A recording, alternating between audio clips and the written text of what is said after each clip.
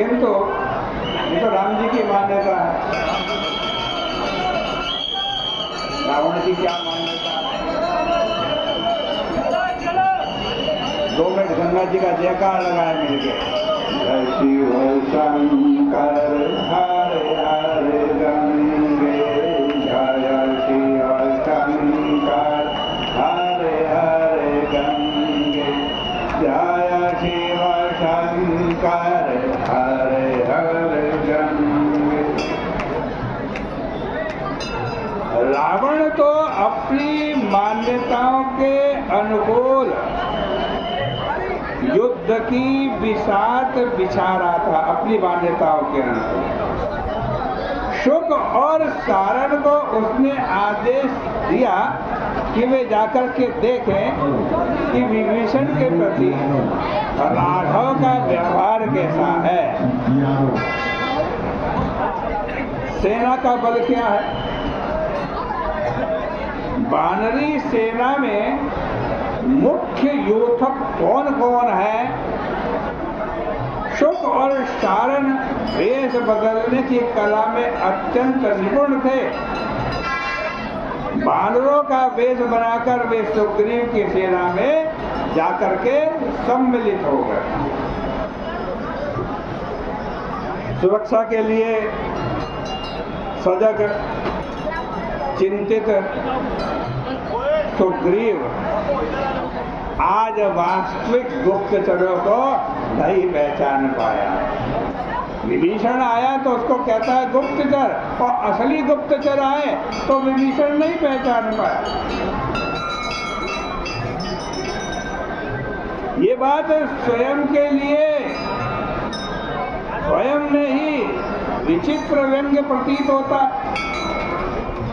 यहाँ भी श्री राम के आदर्श की ही विजय हुई। विभीषण के प्रति श्री राम का उदार व्यवहार देखकर शुक सारण दोनों आश्चर्यचकित हो गए।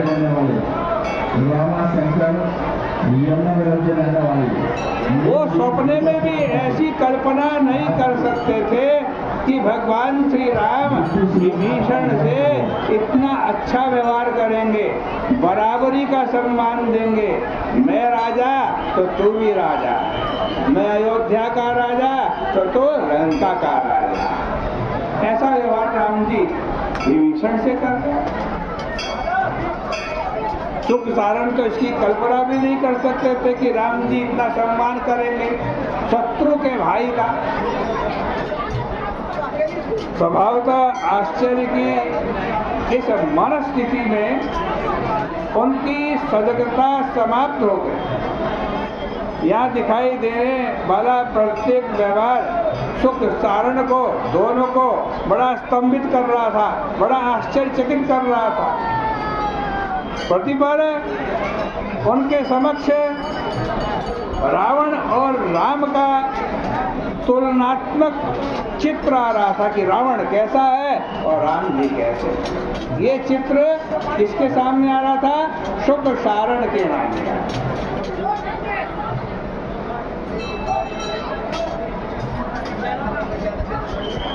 ये बिटिया जो बीच में बैठी है बिठा लो, खड़ी ना रहो।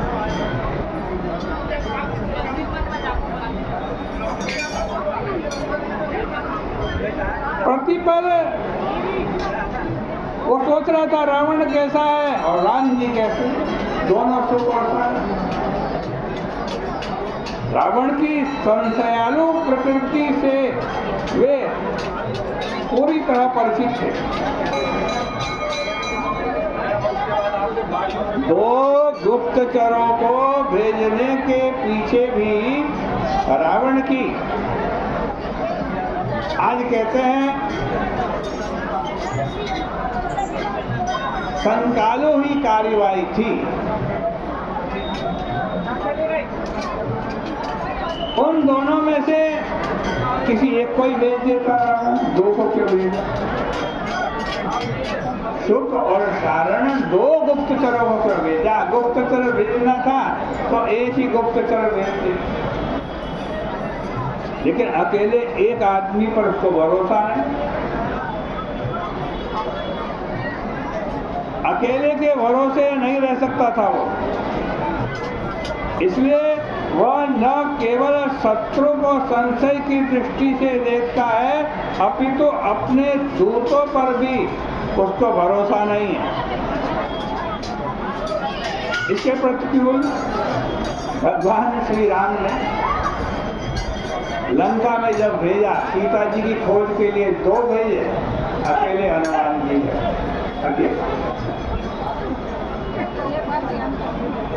हनुमान जी को दूत के रूप में आगे चल करके भगवान श्री राम ने दूसरा दूत किसे बनाया? अंगद को बनाया। आप जरा विचार करो, अंगद कौन? अंगद वो है जिसके पिता को भगवान श्री राम ने स्वयं मारा है, वो अंगद। लेकिन राम जी की जो राजनीति है ना, संशय की नहीं है, विश्वास की है। वो अंगद पे भी विश्वास करते और अकेले भेजते, अंगद के साथ कोई दूसरा नहीं भेजते। यदि वे अंगद को आशंका की दृष्टि से देखते और उसके साथ किसी अन्य व्यक्ति को भी नियुक्त कर देते तो यह राजनीतिक दृष्टि से अस्वाभाविक न होता। किंतु भगवान राम का आज सुदृढ़ विश्वास अंगद पर सारा भार सौंप देता है। पूरा विश्वास है अंगद पर। उसके पिता को मारा है तब भी विश्वास, ऐसा विश्वास जमाया राम जी। शुक और सारण को विभीषण के प्रति किया जाने वाला रावण का व्यवहार विस्मृत नहीं हुआ। और शुक सारण को बार बार वो चित्र उनके पास आता था जब विभीषण का बड़ा अपमान रावण ने किया, लात मार करके निकाल दिया था। वो चित्र शुक सारण के आज मस्तक में घूम रहा है।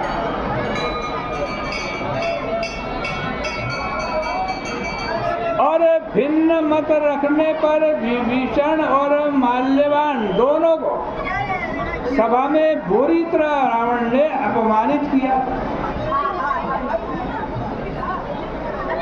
और यहाँ भी उन्हें भिन्न मत के 2 दृश्य दिखाई पड़े। उन्होंने शरणागति के संदर्भ में सुग्रीव के मत को स्वयं अपने कानों से सुना था और क्योंकि गुप्तचर थे, अपने काम तो कर ही रहे थे। जैसे ही विभीषण पहुंचा, सुग्रीव क्या चाहता है ये सब जानते थे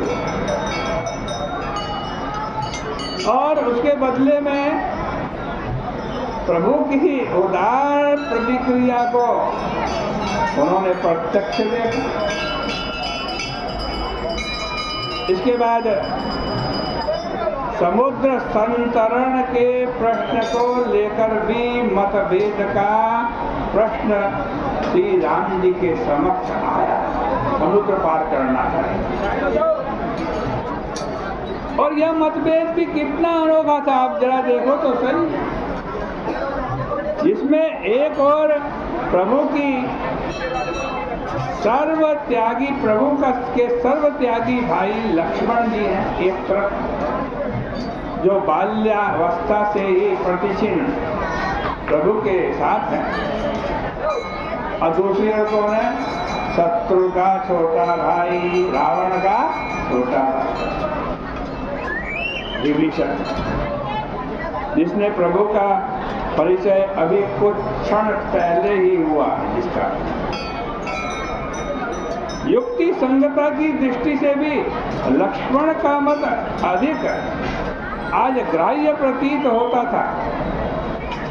विभीषण जहाँ समुद्र से प्रार्थना करने का अनुरोध करते हुए यह कल्पना कर रहे थे कि जब हम प्रार्थना करेंगे तो समुद्र मार्ग दे देगा।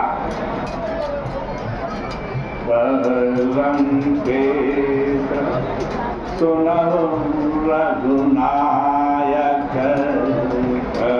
लंकेश, सुनहु रघुनायक कोटि सिंधु शोषक तव सायक कोटि सिंधु शोषक तव सायक यद्यपि तदपि नीति असि गाई यद्यपि तदपि नीति असि गाई विनय करई सागर सन जाई विनय करई सागर सन जाई प्रभु तुम्हार कुल गुरु जलधि विभीषण करा प्रभु तुम्हार कुल गुरु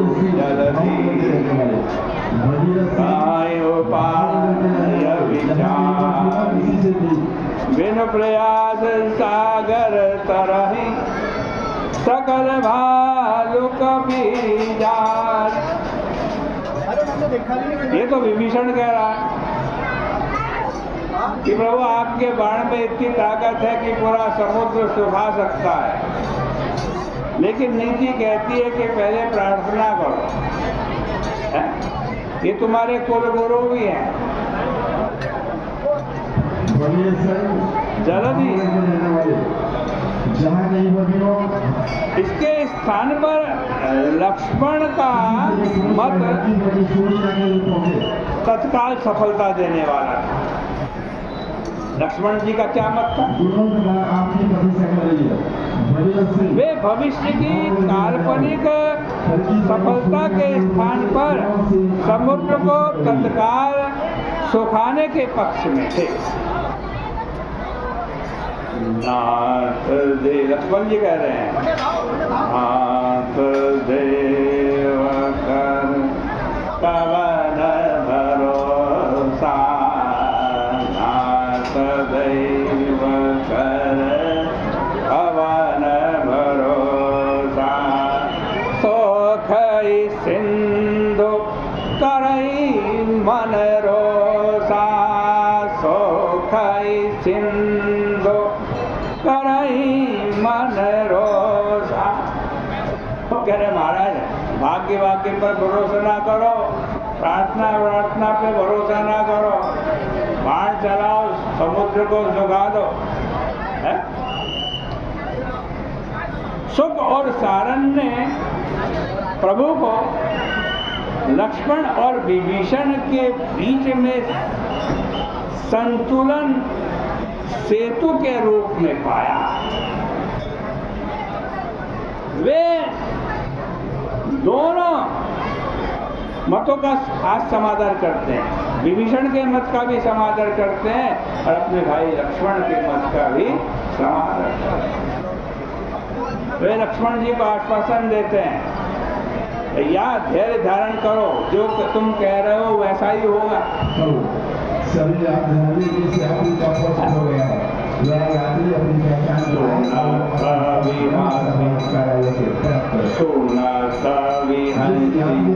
बोले रघुवीरा बोले रघुवीरा ऐसा ही करो धरो मन धीरा ऐसा ही करो धरो मन धीरा। भगवान लक्ष्मण जी कहते हैं, लक्ष्मण जी हंसते हुए कहते हैं भाई जैसा तुम कह रहे लक्ष्मण ऐसा ही करूंगा, लेकिन थोड़ा धैर्य तो धारण करो, थोड़ा धैर्य धारण। लेकिन कह तो लक्ष्मण जी से और प्राथमिकता देते हैं भगवान आज विभीषण देना। हाँ, सिंधु के तट पर बैठकर प्रार्थना करते, अनशन करते हैं और जब नहीं मानता तो बाण भी चलाते हैं। सुख और सारण के लिए ये सारी बातें कल्पनातीत थी, वो कल्पना भी नहीं कर सकता था कि ऐसी बात है। सुख सारण आए हुए हैं दोनों गुप्तचर। कहाँ? राम जी के शिविर में। आज उनको वहीं रहने दो, कल को उनको वहाँ से जो होता है वो आपको सामने चर्चा में करेंगे।